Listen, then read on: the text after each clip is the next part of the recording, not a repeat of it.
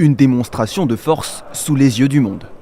Pour le 80e anniversaire de la capitulation du Troisième Reich, la Russie déploie ses armes et son armée sur la place rouge de Moscou. Et dans un contexte de guerre en Ukraine, Vladimir Poutine n'hésite pas à instrumentaliser l'événement. La vérité et la justice sont de notre côté. L'ensemble du pays, la société et le peuple soutiennent les participants à l'opération militaire spéciale. Nous sommes fiers de leur courage et de leur détermination, de leur force d'âme qui nous a toujours apporté uniquement la victoire.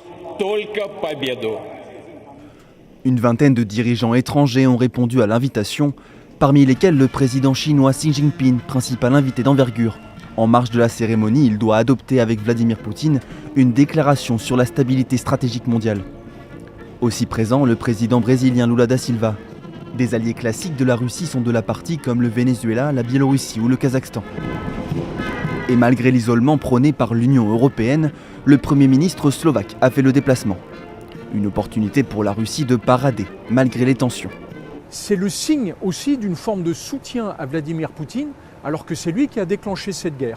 Le fait que le président chinois s'affiche avec Vladimir Poutine pendant ses 80e commémorations, c'est une forme de défi contre les États-Unis de Donald Trump qui espéraient imposer une sortie de cette guerre en Ukraine. Cette année, à l'occasion de ces célébrations, Vladimir Poutine a ordonné à ses soldats d'observer un cessez-le-feu en Ukraine du 8 au 10 mai.